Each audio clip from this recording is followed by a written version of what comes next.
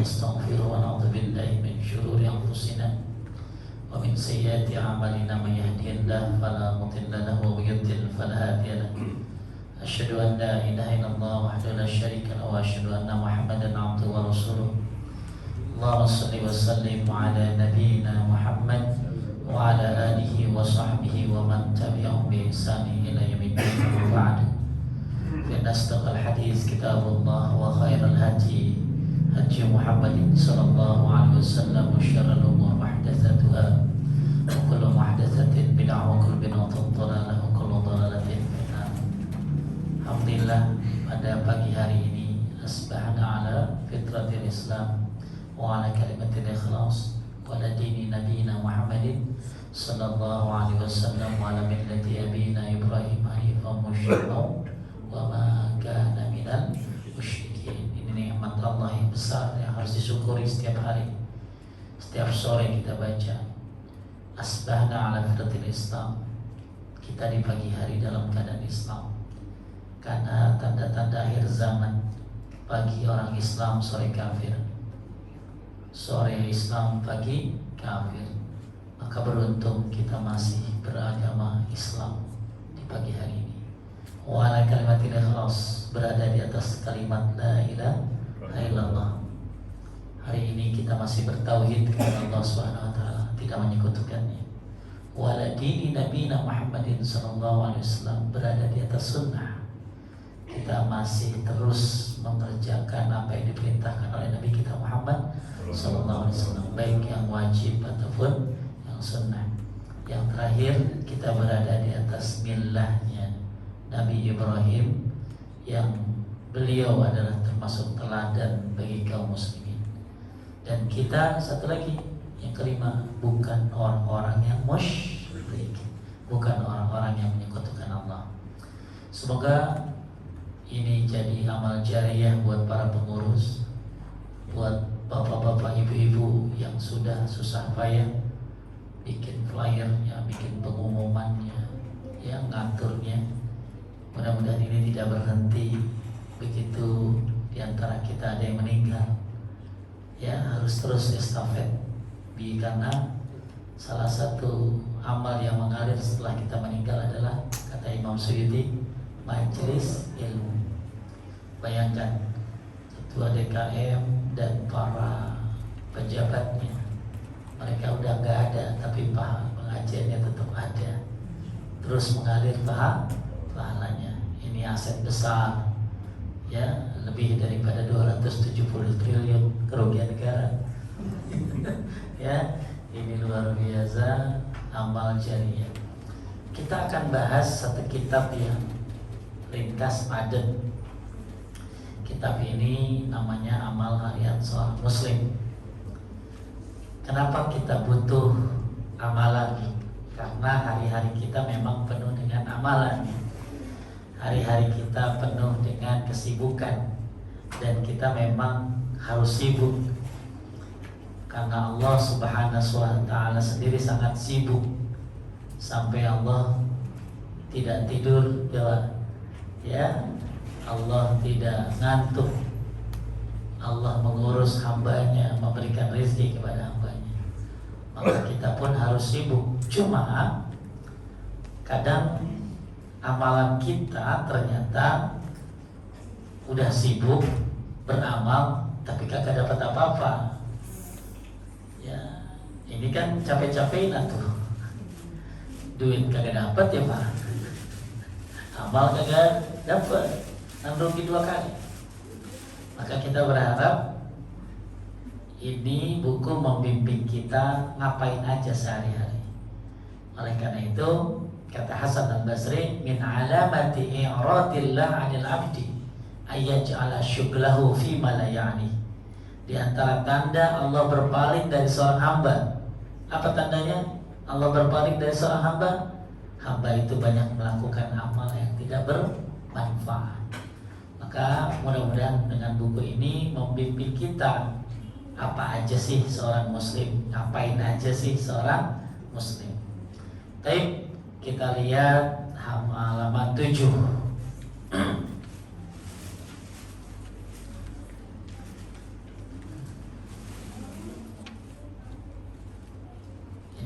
bahas begini 3 tahun Pak. Ya. Baik. Amalan harian seorang muslim. 1. Nah ini penting. Dimulai dengan niat yang benar untuk melakukan amal soleh. Jadi sebelum Anda beramal, ya niat dulu tiap hari. Ya, tiap hari, bahkan setiap tiap hari kita suka banget untuk melakukan kegiatan sehari-hari. Cuma kadang-kadang kagak pakai niat. Bagus tuh semua amal diapain? Diniatin. Ya. Contoh misalnya, ya. Ketika kita memulai hari-hari ini, niatkan ya Allah. Ini kata Ibnu Taimiyah ya. Siapa yang setiap pagi berniat untuk menolong orang lain, membantu orang lain yang kesulitan, maka dia termasuk daripada abror. Siapa itu abror? Bapak lihat di dalam Al-Qur'annya, innal abror lafi na'im alal araiki yanzurun ta'rifu fi wujuhihim nadratan na'im yusqawna min rahiqin makhtum hitamuhu misk wa fi dzalika falyatanafasil mutanafisun. Jadi orang abror ini siapa dia? Nah, maka siapa yang pengen menjadi al-abrar atau kata lain al-akhyar, apa al-akhyar? Orang pilihan. Maka setiap pagi niat, saya pengen membantu orang yang kesulitan sesuai dengan kemampuan saya. Banyak Pak orang-orang setiap pagi yang mengalir saja, bukan nggak dapat pahala, dapat. Tapi kita kuatkan niat itu setiap pagi dengan apa? Ikrar. Ya, seperti orang ini Pak, seperti orang mau puasa. Bapak kalau puasa ngapain? Niat kan? Niat dalam hati. Ya nggak usah ditulis di status. Pagi ini saya akan puasa. Ya, pokoknya niatan dalam hati. Saya ingin bantu orang. Saya ingin ya lebih baik lagi. Itu kan penguat Pak. Contoh, saya punya teman dulu di KPK. Setiap dia mau berangkat kerja, itu dia punya 10 prinsip dalam kerja. Gak boleh dapat sogokan, gak boleh ini, gak boleh ini, gak boleh ini. Itu jadi penguat tiap hari. Kenapa? Ya karena yang namanya prinsip bisa lupa. Ya, makanya dikuatkan. Nah, makanya dalam Islam, ya, hari-hari itu bagus dimulai dengan niat. Karena akan jadi lebih bagus. Contoh, yang kerja misalnya, ya, apa niat orang kerja? Orang niat kerja kan cuma apa Pak? Kira-kira? Ada kayak orang kalau niat kerja apa? Walaupun dapat cium ya, dapat cium belum? Pengusaha apa? Oh, udah pengusaha, ya. Misalnya, ya, niat kan orang kadang-kadang tiap hari itu, ya, dia kerja. Nah, kerja niatnya apa emang? Ada 3 niat orang yang bekerja. Yang dengan niat ini dia dianggap fi sabilillah, di jalan Allah. 1, dalam sebuah riwayat, niatkan kerjanya untuk membahagiakan orang tuanya. Jadi kalau antum niat kerja, ya Allah pengen bahagiain orang tua, apalagi dia antum nafkahin, dia gak punya siapa-siapa lagi, maka kerjanya jadi fisabilillah.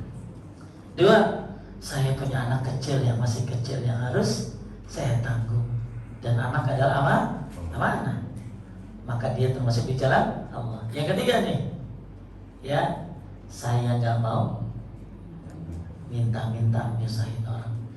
Maka dalam sebuah riwayat, siapa yang berniat ketika dia mau bekerja, maka kerjanya di jalan Allah Subhanahu wa Ta'ala. Ya, apakah harus begitu Pak Ustaz? Apa saja, itu hanya gambaran. Saya niatlah kerja keras. Kenapa? Perintah Allah. Ibu-ibu misalnya gini lah, ibu kalau keluar rumah nggak perlu izin kan pasti dikasih, betul? apalagi emang udah agak galak kan orangnya. Suami juga nggak bisa apa-apa kan gitu. Ya tinggal, Pi aku mau hacking, jangan oh. Jadi ketika seorang istri keluar rumah, izin suami. Walaupun sebenarnya kalau nggak izin pasti diboleh, tapi dengan izin jadi pahala buat dia. Kan salah satu syarat orang berumah tangga, ini biasanya saya ngasih tahu buat pengantin baru.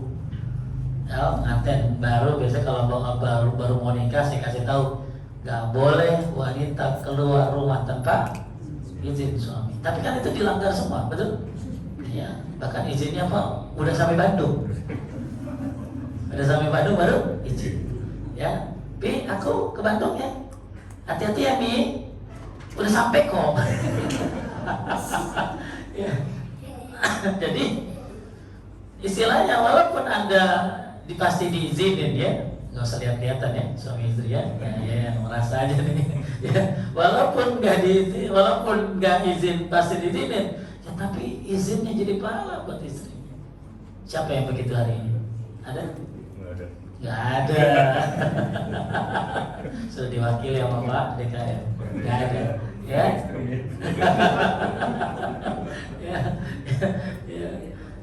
Ya. Jadi ini kita bukan sesuatu. Jadi gini, amal ibadah itu bisa biasa saja. Tapi kalau diniatkan jadi berbobot. Coba siapa yang niat kalau wudhu ngapusin dosa? Siapa? Nggak ada.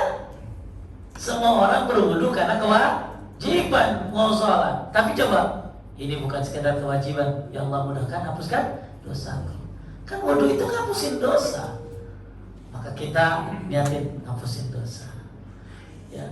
Jadi Bapak Ibu sekalian yang dimuliakan Allah Subhanahu wa taala, sebuah amal itu kalau dilakukan tanpa niat akan berfaedah, tapi lebih faedah kalau pakai niat.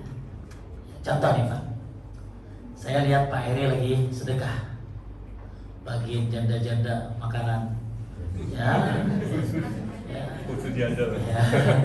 dan gak dipilih kan, ya, kan bagus nih orang bagiin janda-janda, menghidupinya dalam arti kata bukan dinafkahin, bukan, ya, maksudnya diberikan sumbangan, perhatian kepada kehidupannya. Itu seperti tahajud tanpa pernah berhenti, seperti puasa tanpa pernah berbuka.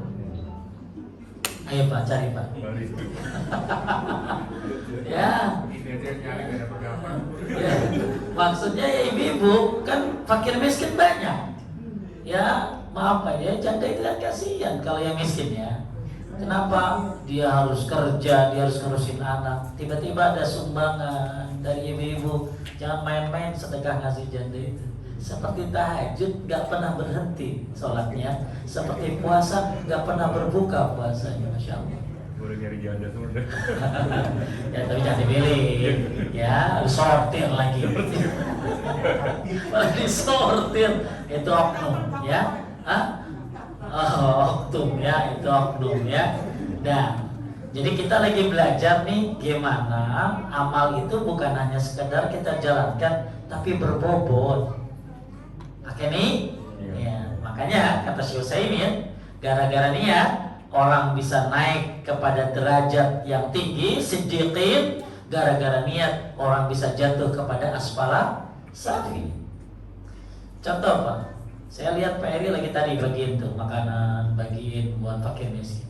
Saya tinggal ngomong begini Pak, ya Allah, kalau saya jadi Pak Eri, tapi ngomong gini dari hati ini Pak, riwayatnya, jadi orang kaya kayak dia, saya ingin sedekah rajin kayak dia, pakai keinginan yang kuat. Fa ajruhu sawa, pahalanya sama. Nah kita kan kalau ngeliat orang sedekah coba,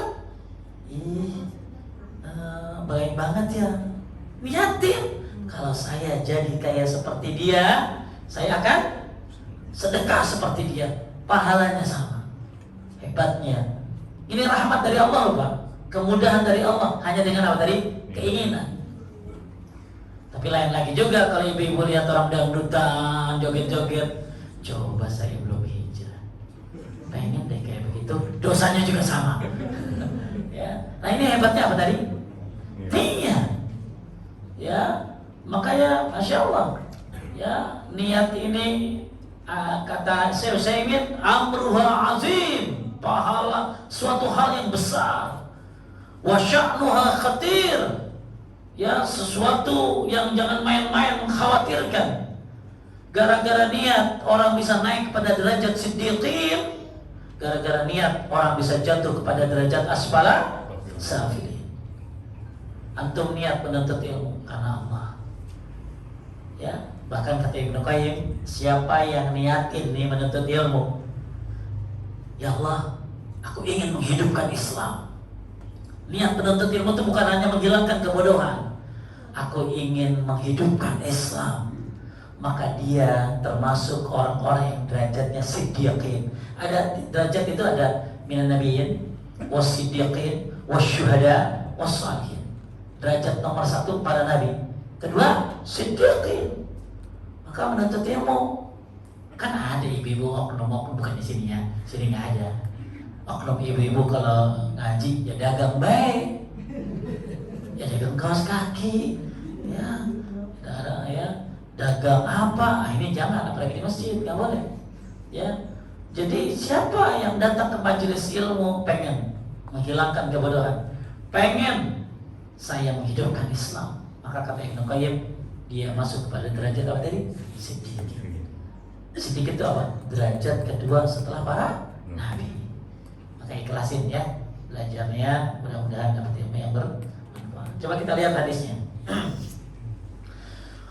Rasulullah SAW bersabda, innamal a'malu binniyat wa innama likulli imri'in ma nawa.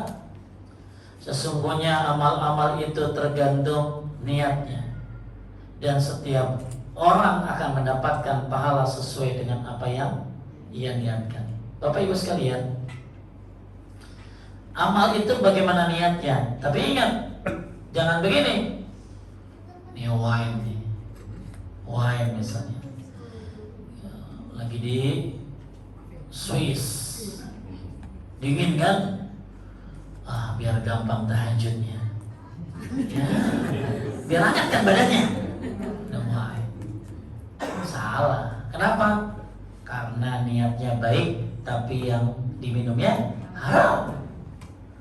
Ya, niat ya. Jadi niat ini bukan hanya untuk niat ini, niatnya baik, amal yang dilakukannya pun harus baik. Ya, jadi jangan sampai niat doang tapi yang dilakukannya salah. Ya contohnya tadi lah. Ya. Oleh karena itu, sesungguhnya amal itu tergantung niatnya. Bahkan coba, siapa di antara bapak ibu yang baca Quran pakai niat? Nanti saya share kalau ada nanti share ke Ibu Eri ya, tentang bagaimana orang kalau baca Quran itu pakai niat. Ini luar biasa hasilnya. Ini tulisan dari seorang syekh, namanya Syekh Muhammad Fawaz. Beliau menulis sebuah catatan ya menurut tentang apa tadi? Niat baca Quran. Coba antum kalau baca Quran nggak ada niat-niat kan? Ya baca aja kan, lurus aja gitu ya. Tapi pernah nggak antum mikir, ya Allah aku niat baca Quran agar dibebaskan dari api neraka? Apa dalilnya Pak Ustadz? Ini kita bahas. Ya, jadi semua orang suka baca Quran, tapi tadi suka nggak pakai apa tadi? Iya. Ya kita kan berharap baca Quran pahala doang. Ya, pahala aja. Tapi ternyata bisa diniatkan. Tapi diniatkannya bukan untuk duniawi. Ya kayak ada orang baca salawat, niatin niat mobil listrik, salawatin aja. Itu salah. Ya, lihat mobil listrik, Allahumma sholli ala Muhammad, salah. Lihat rumah bagus, salawatin aja. Enggak ada begitu. Ya, itu menjual akhirat untuk dunia. Makanya kata ulama, niat itu, kata Ibnu Katsir, niat itu lebih berharga daripada amal. Bu, saya ulangi, niat itu lebih berharga daripada amal. Ibu amalnya baik tapi niatnya jelek, nggak dapat. Ya, contoh ibu ngelayanin suami, paksa kau. Ya, kalau kagak yang tadi marahin, nggak akan dapat pahala. Ya, beresin anduk.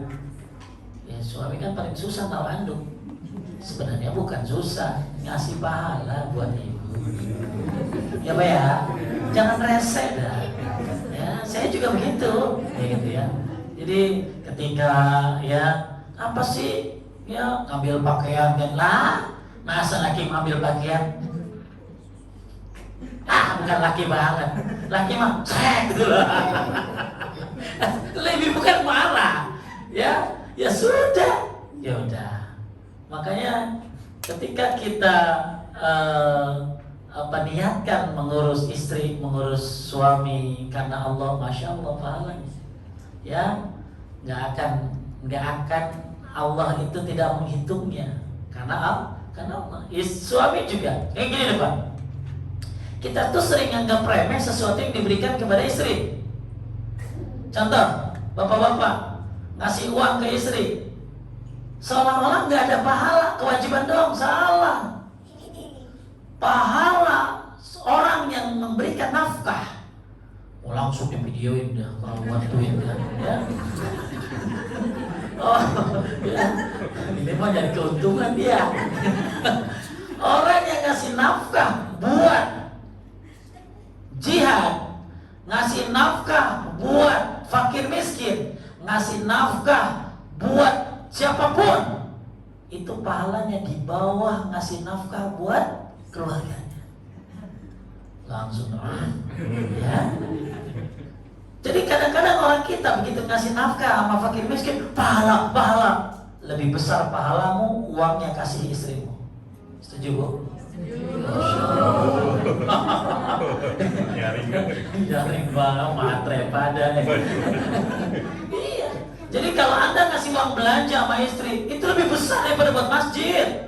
Lah, ngasih masjid lah sunnah. Kasih istri? Wah, itu kenceng banget itu ada. Ya wajib. Ya, makanya ketika ini pikiran yang salah, makanya di kitab Riyadhus Shalihin itu ada bab tentang apa? Nafkah buat keluarga. Nafkah buat keluarga itu jihad kalah. Jangan sampai ente ngurusin Palestina, keluarga berangsa kagak nafkah kan enggak boleh. Ya kan? Jadi setiap seorang suami ngasih istri bukan hanya sekedar kewajiban. Ya, bukan hanya sekedar perintah dari Allah dan Rasulnya. Aku ingin mendapatkan pahala yang besar karena ini adalah bagian daripada membahagiakan istri, membahagiakan anak-anak. Ya, jadi ketika kita ngasih buat pakai miskin, bayangin pahala. Kita ngasih istri,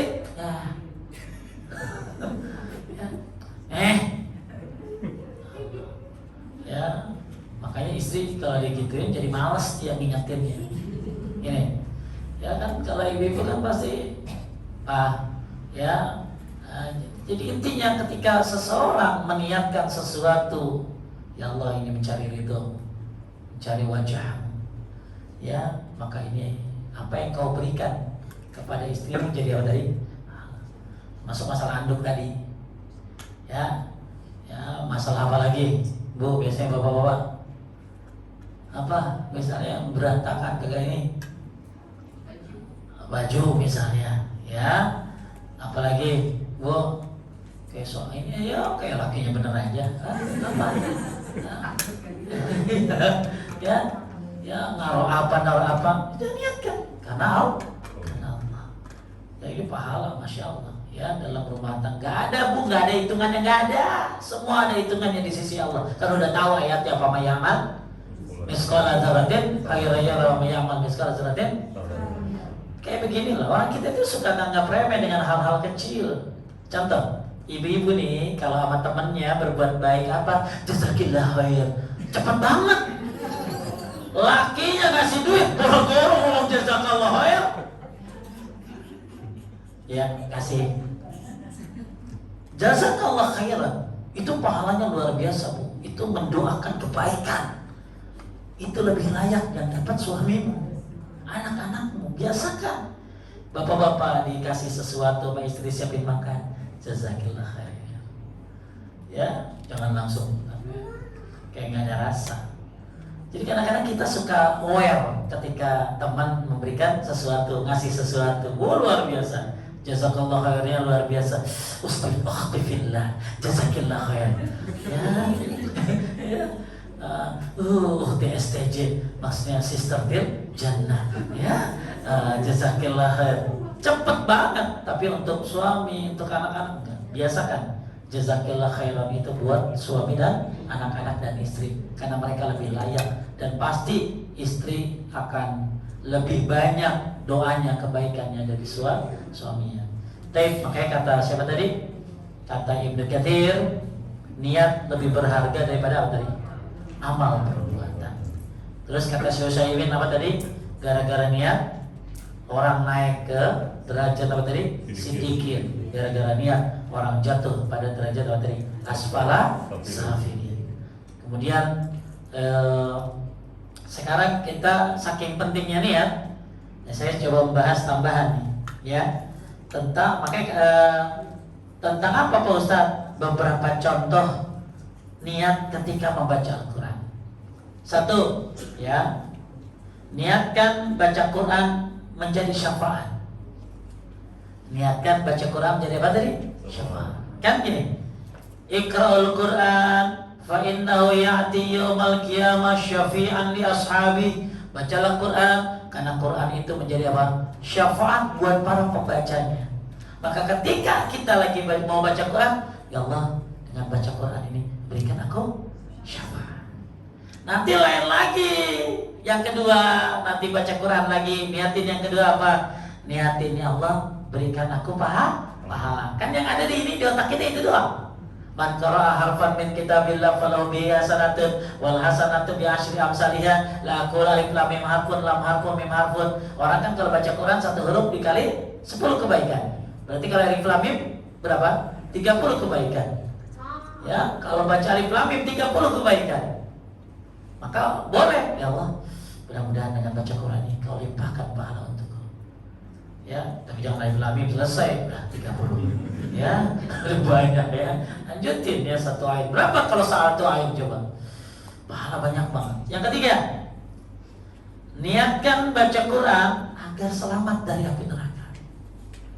Coba ada nggak bayangan ibu-ibu kalau baca Quran tuh, ya Allah dengan bacaan Quranku ini selamatkanlah aku dari api neraka. Ini namanya tawasul. Apa Bu?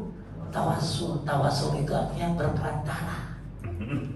Banyak orang kan tawasul sama yang mati, ya salah. Ya, tawasul sama orang yang nggak jelas. Tawasul yang paling bagus itu tawasul dengan amal saleh. Apa dalilnya Pak Ustaz?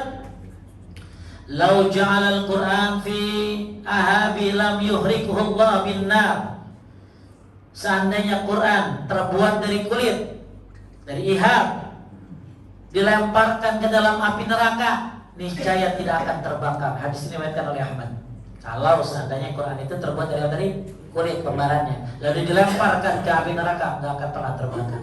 Maka ini dijadikan dalil, ya Allah, baca Quran biasanya buat pahala, buat syafaat. Ya Allah, dengan baca Quran ini hindari aku dari api neraka, pasti lebih bergetar Bu. Ya, ini mah kagak. Ya gak ada rasa.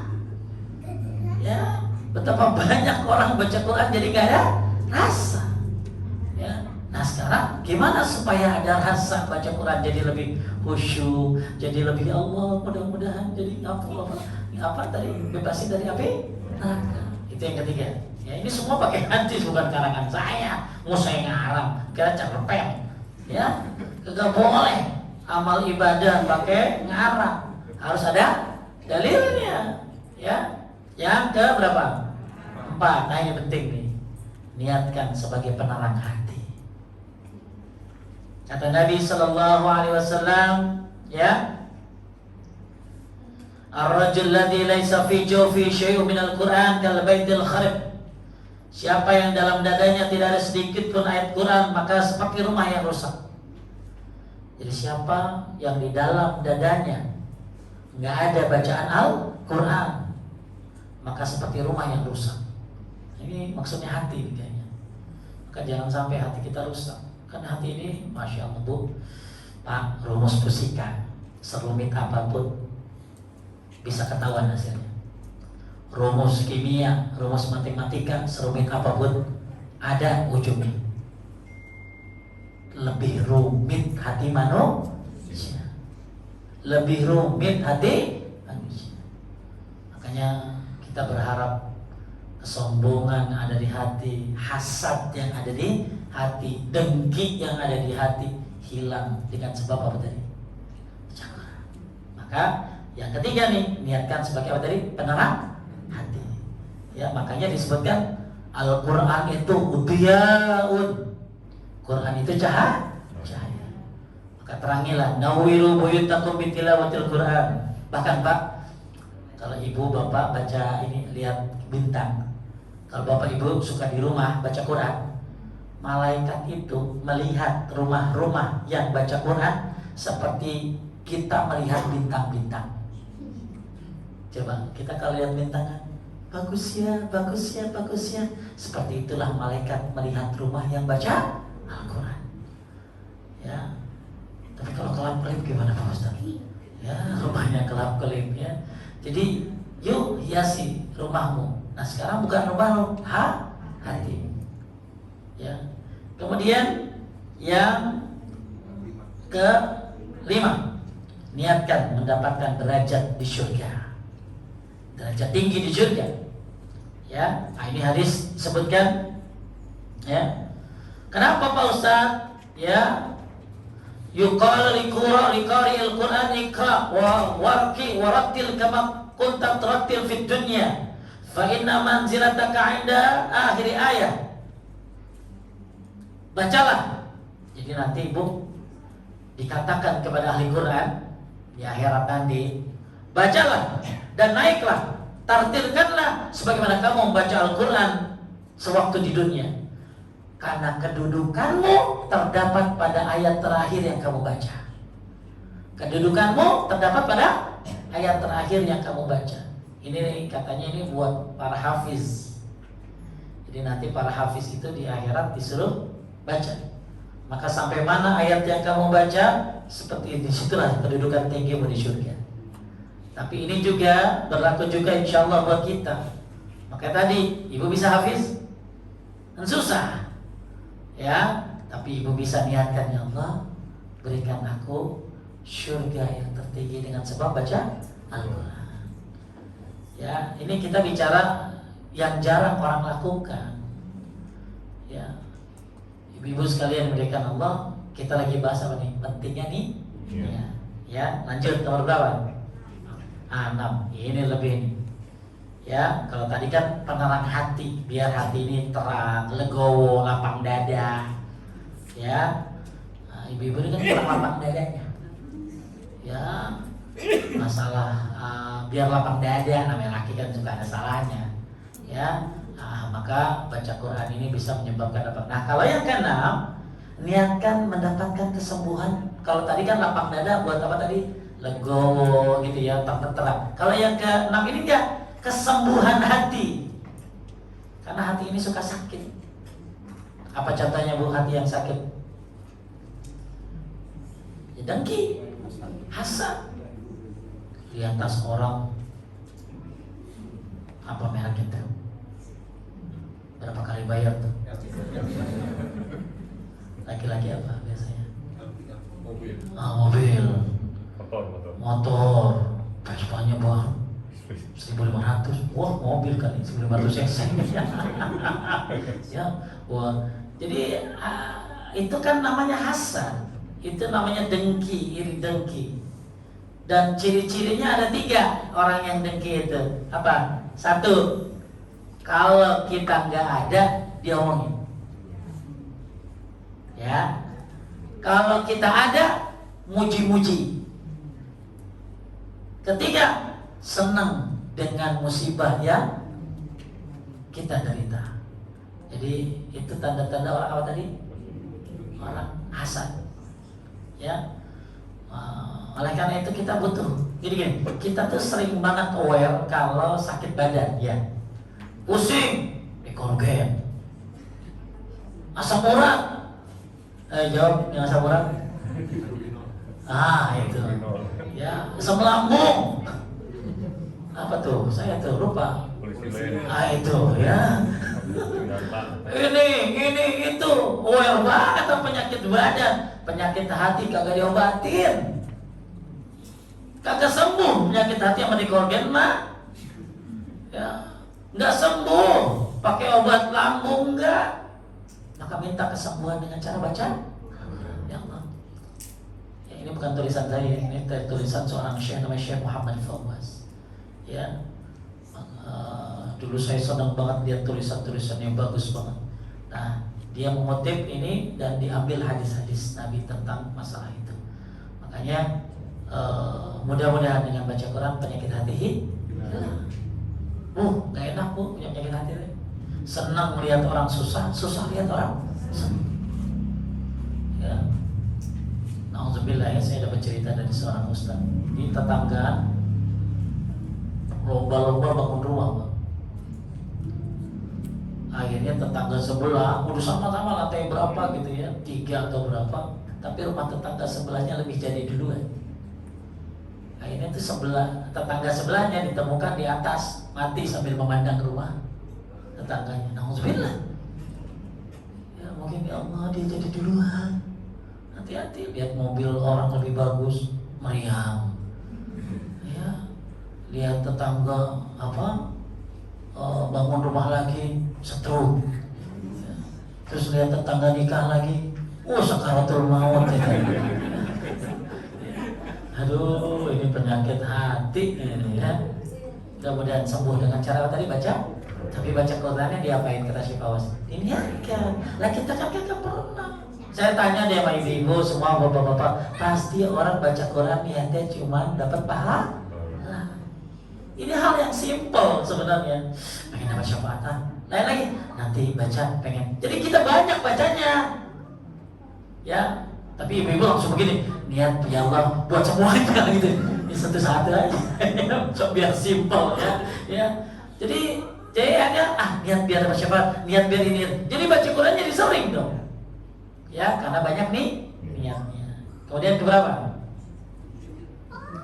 Ketujuh. Niatin baca Quran menghilangkan kegelisahan. Kan banyak masalah kita teh. Masalah kantor, masalah masa tua.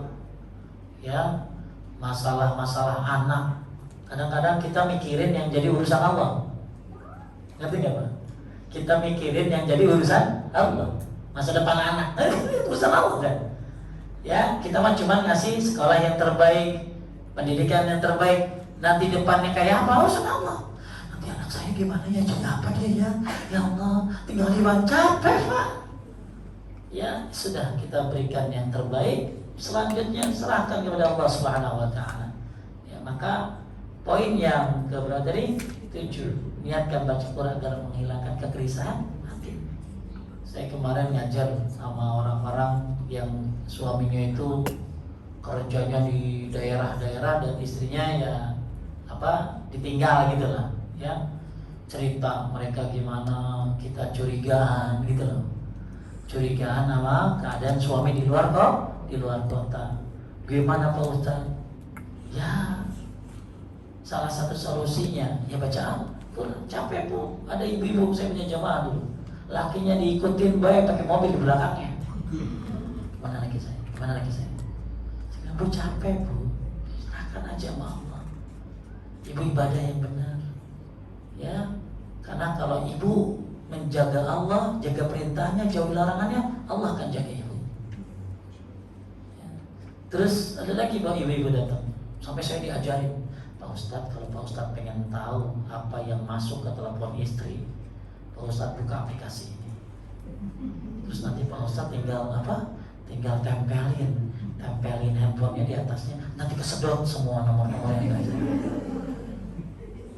Wah, jadi admin. Makanya ada ibu-ibu, tiba-tiba bapak-bapak dia cerita. Tiba-tiba ada orang nanya perempuan, langsung ada yang jawab, ternyata istrinya. Ya, capek. Akhirnya dia datang, nih Pak Ustaz, saya punya aplikasi namanya MyHabi. Semua suami saya di mana ada di handphone. Nih lihat nih Pak Ustaz, itu lagi di Sudirman. Gak ada orangnya, cuma titik doang. Seminggu kemudian dia datang Pak Eri, Pak Kurnia, nangis.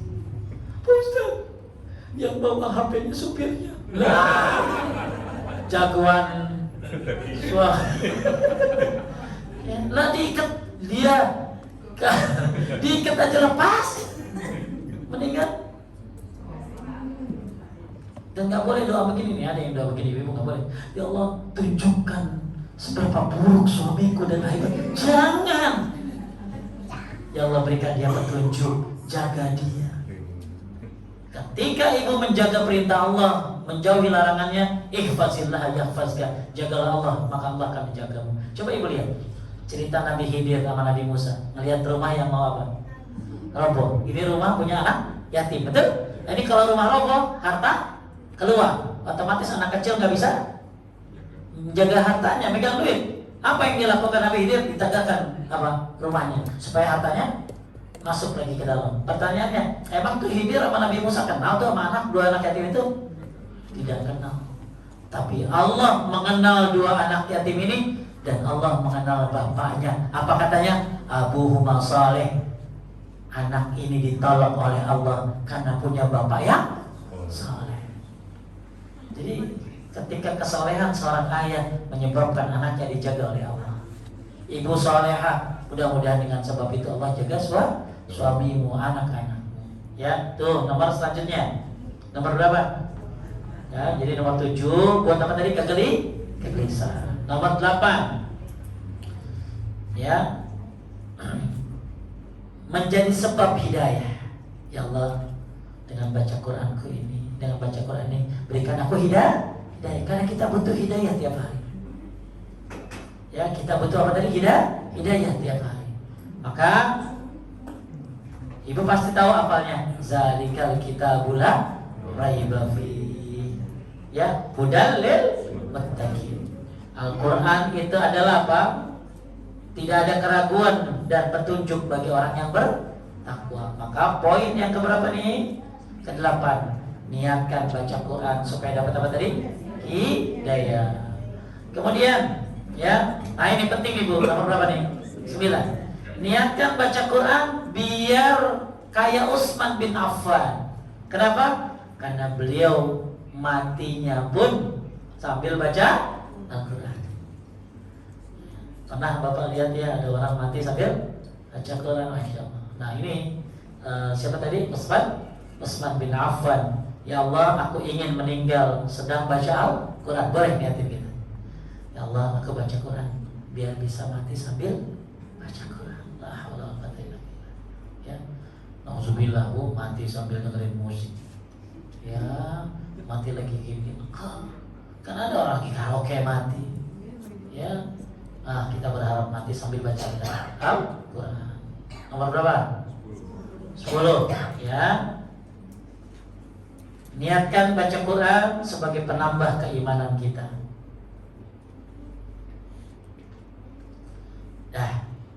Nanti saya share ya poin-poinnya. Ini sedikit bicara tentang ya. Lanjut kepada hadis bawahnya.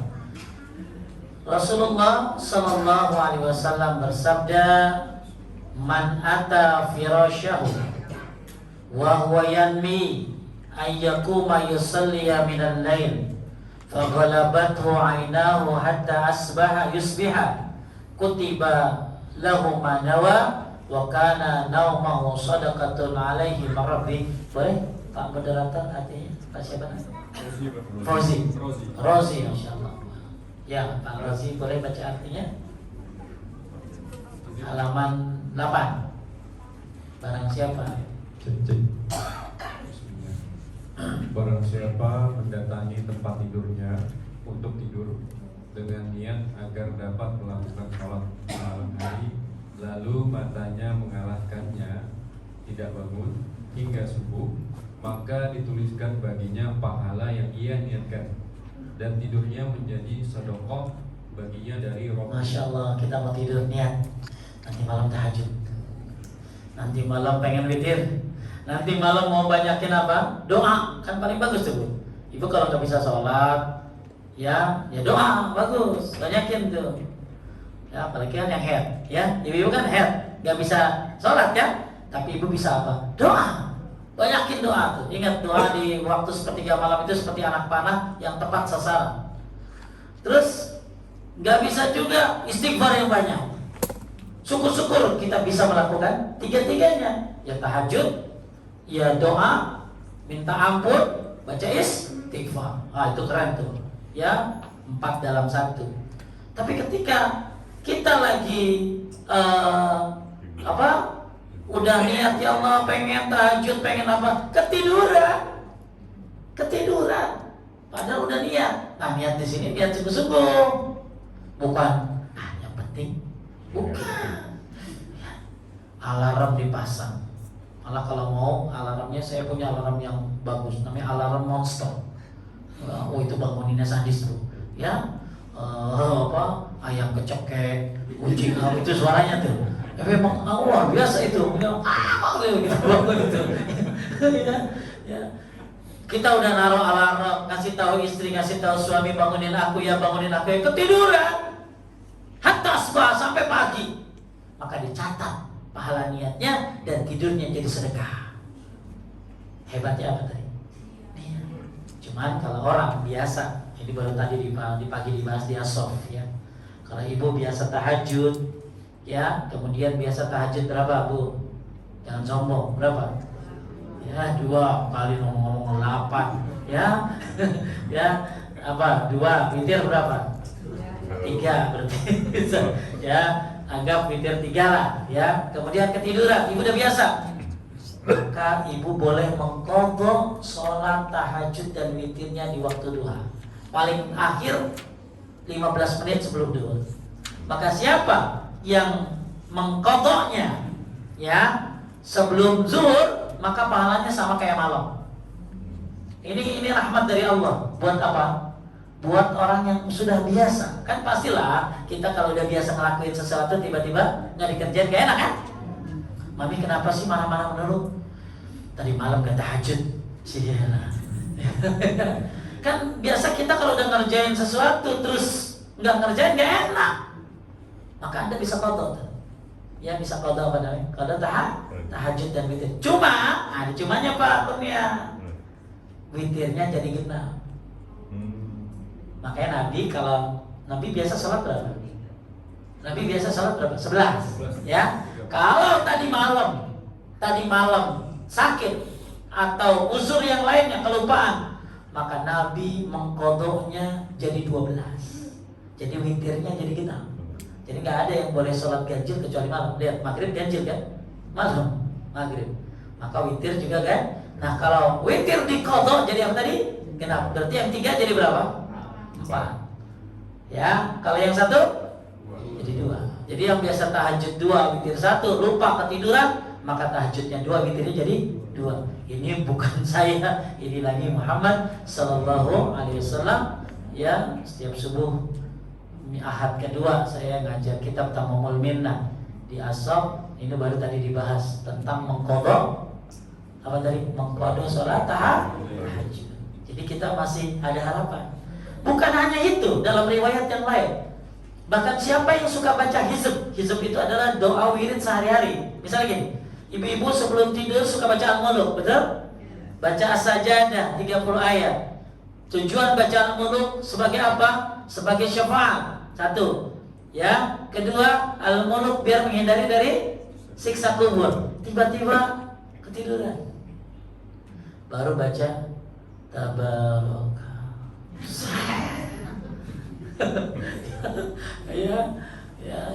Ya kan suka kita tuh Pak, Bu, saking capeknya sehingga ketiduran. Ada mungkin yang Bismika Allahumma amutu. Wah, akhirnya kagak. Ya, dengan menyebut nama Allah aku mati. Bener itu. Ya, maksudnya tidur. Ya, karena saking ngantuknya. Maka Anda boleh bayar bacaan tadi. Paling telat kapan tadi? Sebelum zuhur, 15 menit sebelum zuhur, sebelum zawal. Anda boleh bayar habis subuh, boleh itu zikirnya.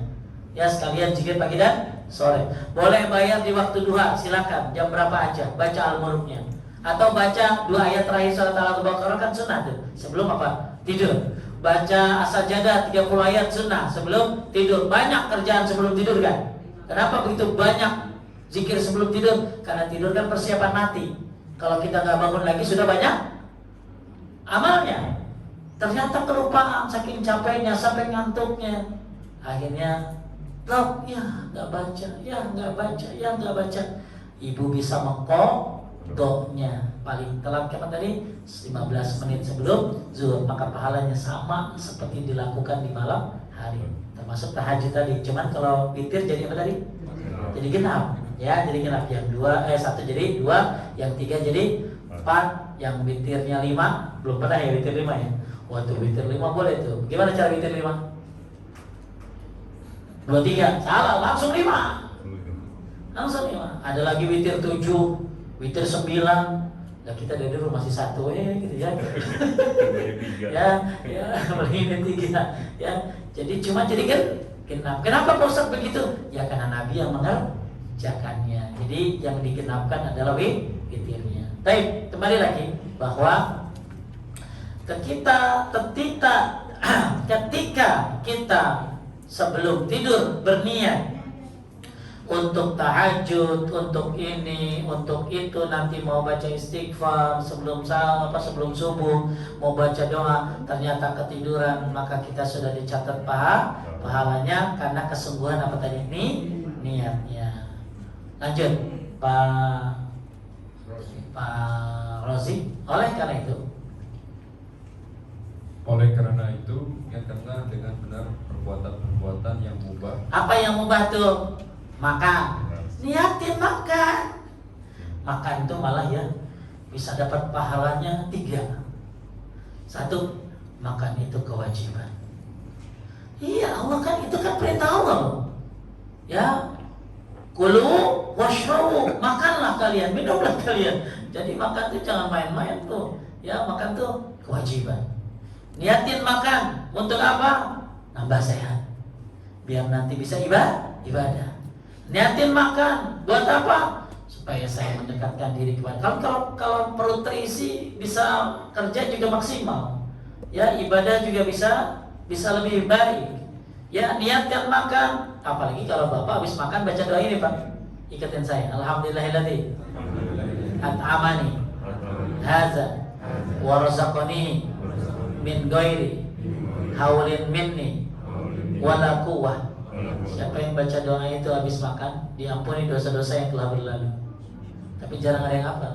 Kita taunya alhamdulilladzi at'amana wa saqana wa jalana minal muslimin. Ada tapi nggak ada keutamaannya. Ya, jadi boleh tuh ditambahin ya, diganti. Ya, sekali lagi alhamdulillahilladzi at'amani hadza wa razaqani min ghairi haulin minni wala quwwah. Nah, jadi siapa yang baca doa, pusing, masya Allah. Bapak sehari makan berapa? Berapa kali, Mbak? Ya, 4 kali, 3 kali, ya 2 kali. Tapi jangan begitu ketemu saya jadi tambah gemuk ya. Kalau ketemu Pak dia bosan ngamalin doa makan ya, makan baik jadinya enggak. Ya, jadi masya Allah ketika kita melakukan hal-hal yang mubah, niatkan seperti apa tadi? Makan. Ya, terus apa lagi? Tidur terus berpakaian dan lain-lain agar bernilai ibadah. Termasuk olahraga. Yang olahraga, jangan cuma main sepeda, gaya-gayaan sepeda, bagus-bagusin rantai, ya luar biasa, sepedanya premium 80 juta, ya niatin buat supaya semangat, sehat. Karena olahraga itu kan ada 3. Olahraga badan bil harakah wal masyi kata Ibnu Taimiyah, dengan cara bergerak dan berjalan. Ya, dengan cara bergerak, main bola apa, ya. Yang kedua, olahraga jiwa, berakhlak baik. Antum tersenyum sama orang, tutur katanya baik, menghormatin orang tua, itu olahraga jiwa itu. Yang ketiga, olahraga azhan. Azhan itu apa? Otak. Gimana? Ini dia yang kita lakukan. Olahraga otak, belajar agama, menuntut ilmu, memperdalam sesuatu. ketika antum olahraga niatin. Ya, saya bikin tuh sama anak-anak muda futsalan, tapi futsal nyantai. Berapa menit gantian banyak itu. Habis futsalan kumpul di mana, di tengah lapangan tausiah gitu. Ya, nah, anak muda kan kadang-kadang butuh apa sih namanya? Butuh sarana seperti itu ya. Nah, jadi ketika kita melakukan apapun dari hal-hal yang bersifat tadi mubah, apa yang termasuk mubah? Ya tadi makan minum termasuk apa tadi? Olahraga. Nah, ini kan Pak Eri ini punya geng motoran nih. Ya, kalau saya kan motoran ya karena masih muda orang-orangnya. Kalau Pak Eri kan motoran geng, ya karena udah pada tua. Kayak motoran, niatin. Ngapain motoran? Niat apa? Niat apa? Buat kemarin apa? Ukhuwah Islamiyah, ya. Terus mungkin sambil santunan atau melihat apa kemudian nanti? Nanam pohon, masya Allah. Jangan main-main, udah termasuk amal jariah. Itu nanam pohon. Jadi kalau Pak Eri nanam pohon, terus pohonnya berbuah, buahnya diambil oleh anak-anaknya, maka itu jadi pahala buat Pak Eri. Bahkan dimakan kalong jadi pahala buat Pak Eri. Bahkan diambil orang, dipaling, ya dosa buat dia, tapi pahala buat yang nanam. Orang dulu, sekarang kan teriak, tanam pohon, tanam 1000 pohon. 14 abad yang lalu Nabi nyuruh kita ngapain? Bahkan kalau kiamat datang dan antum masih punya 1 biji yang harus ditanam, tanam dulu baru kabur. Tanam dulu tuh biji baru, segitu pentingnya nanam. Ini nanam pohon yang berbuah ya, bukan gelombang cinta ya. Nanam pohonnya yang mandinya pakai susu kagak itu mah ya. Ini nanam pohon yang berbuah. Ada jamaah punya pohon durennya ya bukan dimakan sendiri, bagian tetap masya Allah pahalanya. Hatta kalong yang makan jadi pahala buat yang nanam. Ini niatin tuh biar buat nanam pohon ya, makanya niatin semua hal. Ibu-ibu kan suka nanam pohon, suka apa sih namanya tuh ya gitulah, gunting, niatin minimal niatkan biar orang enak kelihatan pemandangan, betul? Iya kan, kalau ada hijau-hijau kan enak, rapi gitu loh. Ya ini itu hal-hal yang mubah. Coba apa lagi? Masak, mubah kan? Mubah. Apa ibu niatnya masak apa? Hah? Buat suami doang. Ya itu membahagiakan suami. Ya niat nyenengin suami kan ibadah jadinya. Ya apalagi yang bersifat mubah bu, udah banyak tuh, olahraga, makan, masak, apa ibu-ibu? Nyapu, itu nih hal-hal yang begitu, yang dianggap biasa jadi luar biasa. Jadi gini, nyapu hal biasa, tapi jadi luar biasa ketika diniatkan. Nah, biar bersih, biar rapi. Islam kan suka bersih, biar suami juga senang. Jadi pahala. Ya, maksud tadi naruh anduk tadi. Ya, nah, jadi ngopi coba. Ngopi cuman ngopi-ngopi doang kan enggak. Kita ngomongin rencana ya, gimana bisnis syariah, ya gimana nih ya, apa bikin podcast apa, gimana caranya, di sana nih ada apa nih, ada dakwah, ada wakaf. Jadi jadikan ngopi-ngopi itu bukan hanya sekedar cekakak cekikik, ya niatkan ya untuk apa, perencanaan sesuatu. Ya karena enak emang kalau merencanakan sesuatu sambil ngopi-ngopi ya.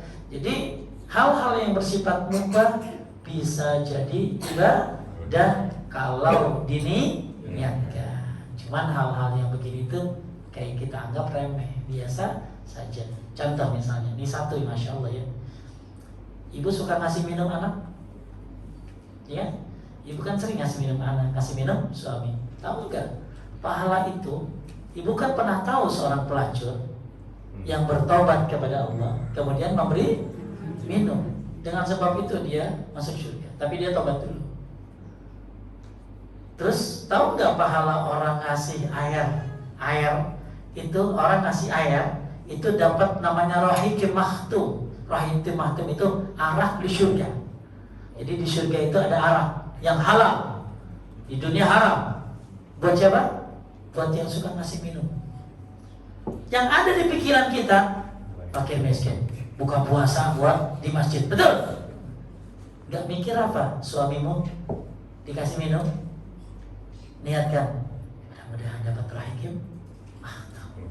Apa namanya Bu? Rahim. Kalau susah, arak di surga itu aja.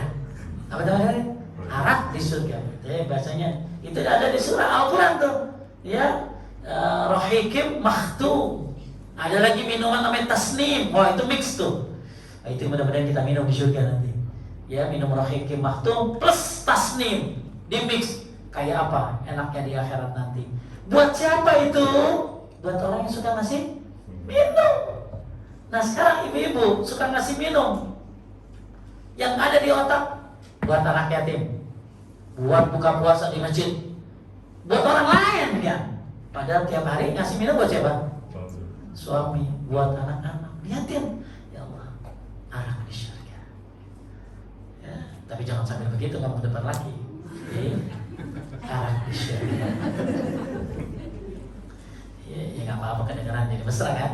Ya, arak di surga. Ya, ngasih anak kan anak mami haus. Kan apalagi anak kecil. Nggak ada niat sama sekali. Karena perkara niat ini perkara dasar, tapi hilang dari pikiran kita. Yang penting amalnya baik, yang dilakukan baik gitu loh. Bu, suka ngasih minum buat suami kan? Lihatin, apa tadi? Rahim mahtum. Kalau nggak bisa apa tadi? Arak di surga. Ya, tapi mau arak di surga. Ya, itu buat yang suka ngasih minum. Cuma kata Syekh Utsaimin, tadi kenapa buat suami, buat istri nggak diniatkan itu? Masya Allah banyak banget dalam pahala Pak. Ya, dalam pahala hanya modal tadi niat. Ya, taib. Apalagi ya yang bersihin masjid, Masya Allah. Ya, jangan cuma merebut yang dapat. Ibu-ibu bisa aktif bersihin mukena-mukenanya. Ya, apa? Ya, karena termasuk yang meramaikan masjid itu bukan yang sholat saja, yang peduli kebersihannya. Di dalam kitab Sholatul Mu'min jilid 2, ya, kita kan taunya ayo makmurkan masjid. Ya kita tahu makmurin masjid cuma apa? Sholat berjamaah. Itu yang terpenting. Tapi ada lagi termasuk makmurkan masjid adalah perhatian terhadap kebersihan masjid. Lihat sesuatu yang enggak ini ambil. Ini ibu hati-hati jarum pentul tuh. Taruh di sini, taruh di situ. Kira rumah lu, gitu ya. Itu duduk gitu dah. Mama nih ya. Jadi hal-hal kecil-kecil seperti niatin ya Allah. Bapak Ibu sekalian lihat Allah dalam kitab Riyadhus Shalihin ada orang masuk surga mondar-mandir. Kenapa dia bisa mondar-mandir masuk surga? Gara-gara apa? Jangan mikir ini kecil lalu jangan suka ngeremehin hal yang kecil. Ini rahmat Allah. Nggak ada yang tahu kita masuk surga dengan sebab apa. Bu, gara-gara dia kalau melihat sesuatu yang membahayakan orang lain, apalagi kaum muslimin, dia singkir. Wah ini batu nih ada di jalan nih. Ya tapi pikir-pikir juga jangan yang begal gitu kan. Ya, lihat dulu. Ini kayaknya batu sengaja ditaruh. Nanti kalau kena ban, mental. Wah kalau orang kena motor terbalik, ambil Bang. Apalagi kalau pakai motor geng-gengan begitu. Ya, saya dulu senang banget naik gunung. Itu naik gunung tuh kita sambil ngambilin sampah Bang. Kan banyak kadang-kadang orang naik gunung mengotorin. Jadi pas turun pun ayo ambilin sampah. Ya, maka ketika kita lihat sesuatu yang membahayakan, oh ini maaf ya ada air di tangga. Kalau kena orang kepleset, ibu bersihin. Ya, niatin mudah-mudahan jadi pahala. Mudah-mudahan bisa masuk surga. Ada orang masuk surga mondar-mandir gara-gara dengan sebab dia menghindari hal-hal yang berbahaya buat orang muslim. Daun, apa sih namanya? Dahan, kan banyak tuh jatuh. Banyak yang naik motor, ngindar. Ya kalau saya Pak, biar nanti Pak ambilin tuh, ya cuma nyuruh doang kan gitu loh. Ya sama kan gue juga dapat pahalanya gitu ya. Ambilin tuh, apa bahaya tuh orang. Ya, atau pokoknya kita punya aware terhadap ini bahaya kalau kena anak kecil, ini bahaya apalagi kena orang Islam. Mudah-mudahan dengan sebab itu kita masuk surga. Nggak tahu Pak, dengan sebab apa kita akan masuk surga. Jangan merasa dengan amalan yang besar, bisa jadi dengan amalan yang kecil. Maka niatkan, ini takut bahaya. Apalagi misalnya Pak, yang sehari-hari gampang kita temuin apa Bu contohnya kasih. Susah amat sih dikasih ngasih contoh. Ayo, apa? Hal-hal yang kecil gitu loh. Ya mungkin maaf listrik, ya. Ini kalau anak kecil nyolok bisa berbahaya, dikasih yang colokannya yang apa atau dikasih penutupnya, ya. Apa misalnya ada kabel terbuka gitu, atau apa yang berbahaya di tangga. Oh ini ada apa nih? Ya kalau orang jatuh gimana? Ya oh ini banyak yang bisa kita lihat hari-hari. Cuma bukan urusanku. Ya begitu. Ini ada suatu video konten yang bagus. Tiba-tiba dia lewat sebuah jalan, terus dia lihat sebuah batu. Dia lewatin aja. Setelah dia pulang dari situ, ada orang yang masuk rumah sakit kecelakaan, entah meninggal atau apa. Ditanya kenapa? Kena batu yang tadi dalam hati dia. Coba tadi saya ambil batunya.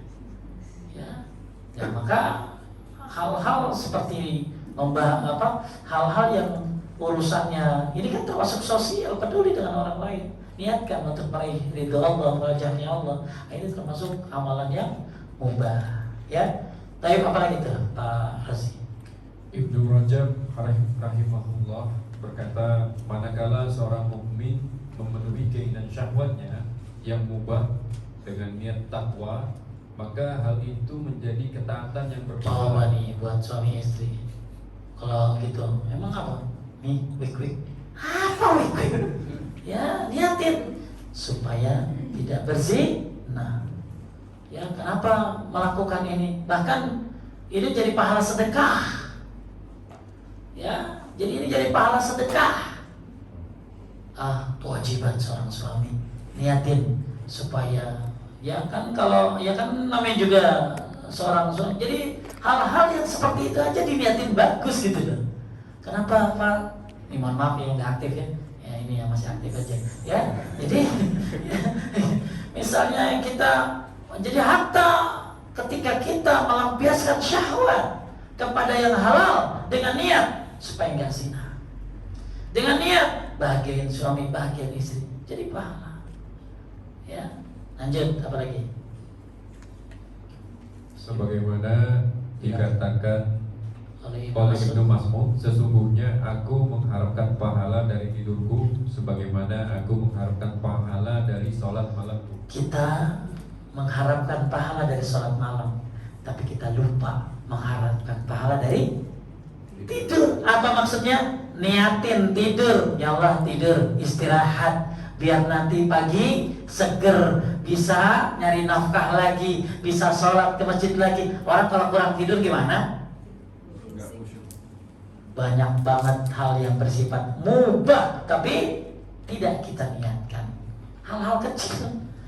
Coba Pak, Bu, niat ya tidur berapa jam coba? Ayo sehari 8 jam kali 30 kali 365 hari kali 50 tahun. Bayangin berapa lama tanpa pahala kosong. Kenapa? Nggak ada niat di dalamnya. Jadi katanya kalau orang usianya 70 tahun itu tidur sehari berapa tadi? 8 jam. Katanya, saya nggak tahu hitung-hitungannya. Itu tidurnya 20 tahun. Kalau umurnya berapa tadi? 70 tahun. Berarti tidur 20 tahun. 20 tahun kosong, nggak ada apa-apa. Song. Kenapa? Nggak ada niat. Niatin. Ya, kayak tidur siang nih jam 1, niatin sunnah. Kenapa? niatin besok biar seger, biar semangat. Sebelum tidur kan baca zikir dulu. Besok mudah-mudahan bisa nyari nafkah, semangat lagi ke masjid dan lain sebagainya. Maka tidur 20 tahunnya terisi dengan apa tadi? Pahala. Ya, Bapak Ibu sekalian muliakan Allah. Semua bagaimana tadi? Nih niatnya. Nah, makanya kembali lagi ke ayat Al-Quran surat Al-An'am 162-163. Qul inna sholati wa nusuki wa mahyaya wa mamati lillahi rabbil alamin la syarika lahu wa bizalika umirtu wa ana awwalul muslimin. Sungguhnya salatku, ibadahku, hidupku dan matiku hanyalah untuk Allah Rabb semesta alam. Jadi semuanya kita niatkan karena Allah Subhanahu wa taala. Baik, banyak hal yang sudah saya bahas, mudah-mudahan tidak meremehkan hal-hal kecil. Ya, kalau lihat hal-hal yang membahayakan orang, batu apa, niatin, mudah-mudahan nyebabin saya masuk surga. Ya, lihat apa ranting, apalagi kali ini banyak pohon. Ya, niat masjid yang kotor, niatin, siapa tahu saya masuk surga dengan ngambil bersihin masjid. Ingat, memakmurkan masjid bukan hanya dia sholat ke masjid, tapi juga peduli terhadap kebersihannya. Mungkin ada ibu-ibu yang bantuin merebut bersihin kamar mandi dan lain sebagainya, niatin biar orang senang dan lain sebagainya. Oh susah Pak Ustadz, kalau begitu saya nyewa aja dari apa tuh yang suka bersih-bersih itu? Oh go clean, ya tinggal bayar beres. Besok Jumatan misalnya, ya kan? Jumatan bagaimana orang kamar mandi enak. Ya, saya juga kalau kemana-mana lagi di jalan Pak, nyari masjid yang enak kamar mandinya. Ya, agak mau masuk bersih keluar bau, gitu ya. Jadi di mana-mana kamar mandi itu kan kadang-kadang bikin orang jadi semangat. Kalau di daerah Pondok Pinang saya senang tuh ke Baitur Rahman. Ada Baitur Rahman kan? Waduh, masjidnya udah bersih, enak, AC, karpetnya masya Allah.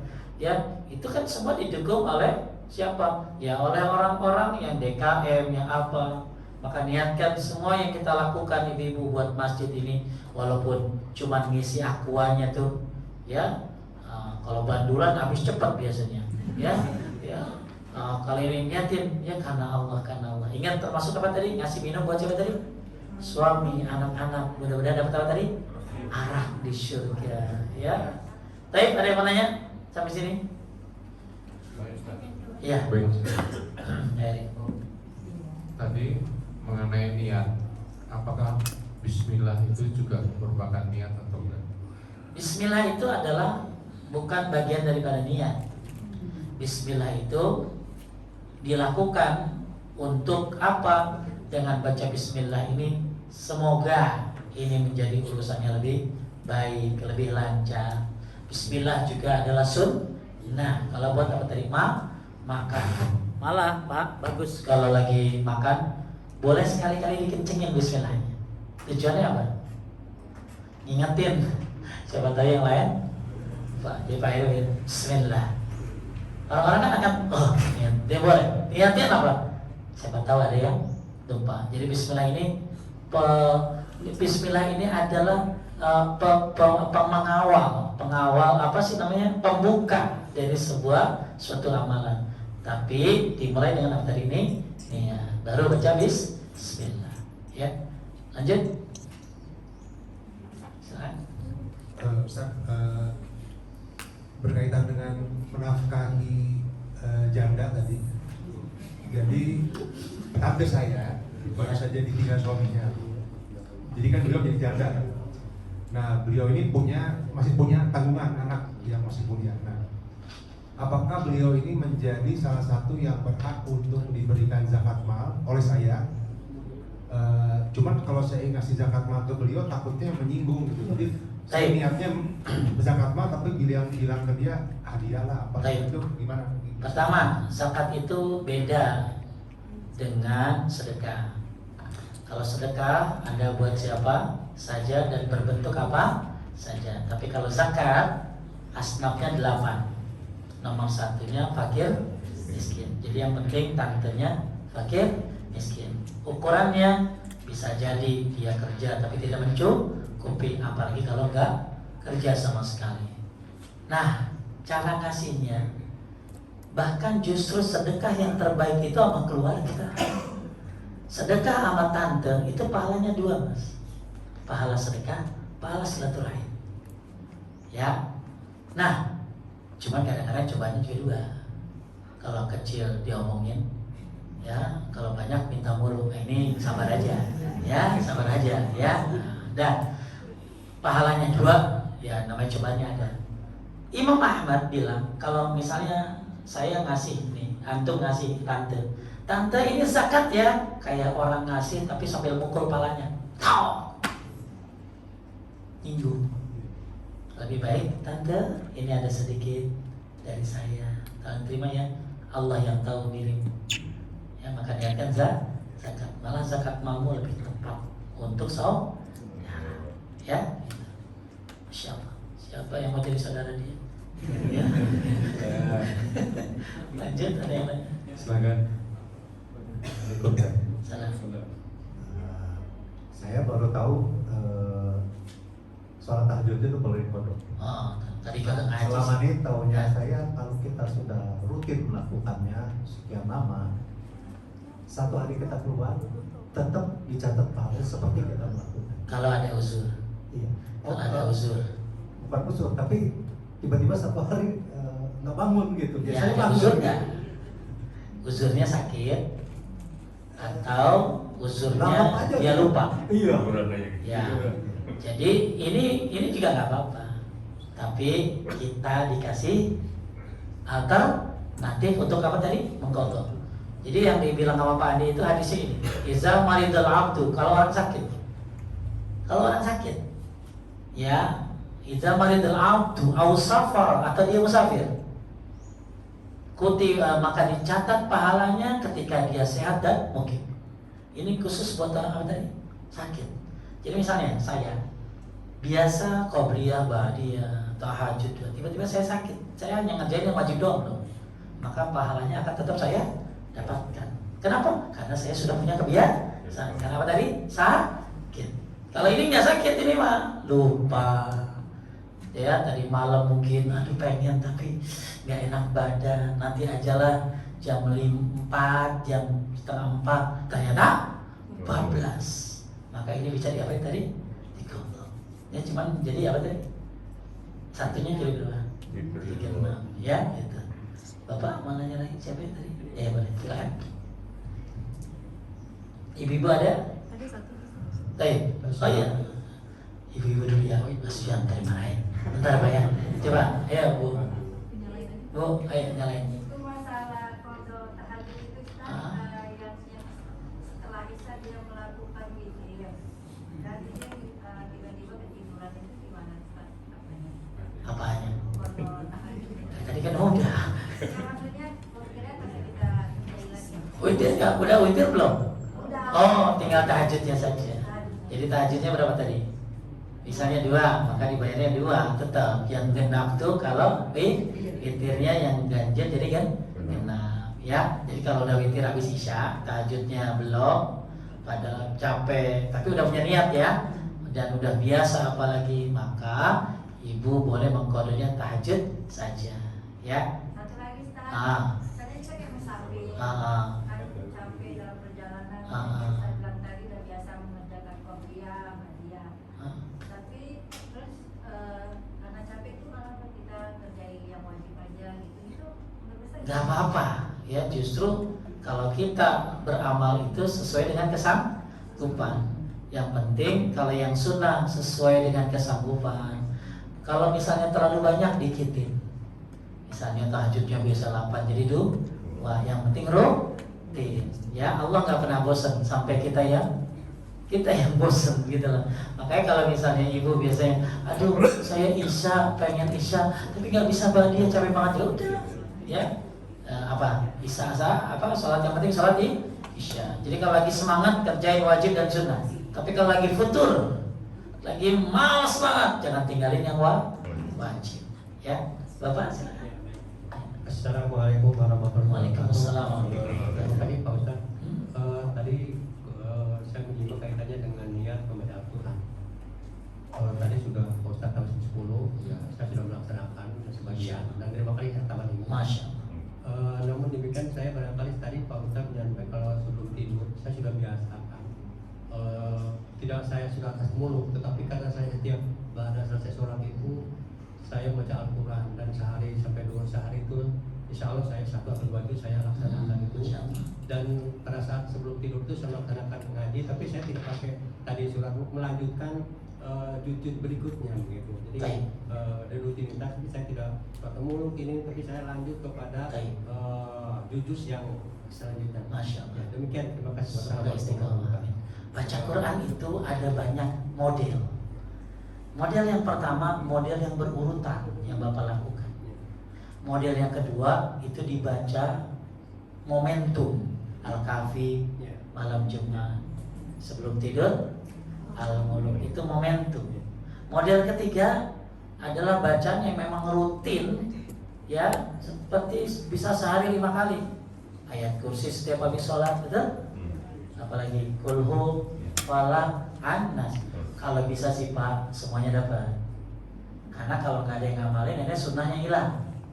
Lama-lama Bapak hanya hatam, tapi yang al-muluk nggak ke baca. Padahal membaca al-muluk adalah Al-Quran. Membaca al-muluk bagian daripada sunnah. Apalagi bisa menghindari dosa kubur. Jadi kalau bisa tambahin, ya, baca dulu yang lain. Malah ibu saya lebih hebat lagi Pak. Setiap sholat baca 200 ayat. Kalau lagi tahajud, ya, dia baca Qurannya, yang hafalan dia 200 ayat sekali tahajud tuh 8 rakaat 200 ya. Ya, jadi malah lebih bagus lagi baca Qurannya lagi sholat Pak. Kenapa? Dalam riwayat Muslim 3 ayat itu kayak 3 ekor onta yang bunting dan gemuk. Kalau ibu baca Sabihis, ada yang hafal Sabihis? 19 ayat. Ibu baca lagi sholat 19 ekor onta yang bunting dan gemuk. Al-Ghasyiyah ada yang hafal?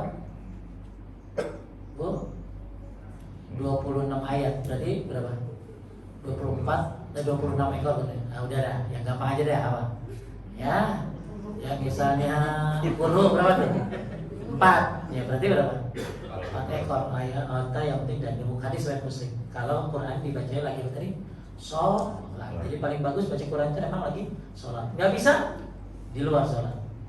Ya, tambahin lagi Pak, waktu-waktu momen tuh Al-Kahfi, Al-Mulk sebelum tidur, ya, luar biasa. Mudah-mudahan Bapak istiqomah dalam membaca Al-Qurannya dan kita bisa mencontohnya.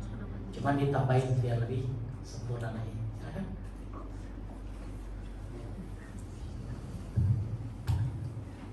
Assalamualaikum warahmatullahi wabarakatuh.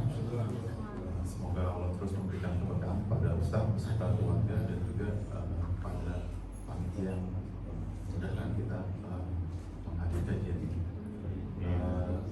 Berkaitan dengan niat yang saya mau tanyakan, apakah niat itu emang sesuatu yang dilakukan sebelum ibadah atau sesuatu yang kita lakukan, atau emang sesuatu yang memang harus kita jaga terus ya? Karena kadang-kadang kan ada yang bilang kalau ada ibadah yang kita lakukan di waktu lampau, kita dalam hati kita tahu itu niat kita karena Allah, dan kita lakukan itu ibadah yang antara kita dan Allah, yang orang lain kita tahu. Nah, terus tapi kadang ada hal yang membuat ternyata ibadah itu diketahui orang, yang sampai ada apa ya, hati kita kayak seakan-akan ada ria gitu.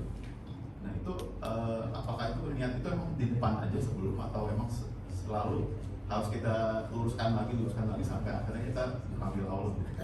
Tajdid niat, bagus, memperbaiki niat, memperbaharui niat.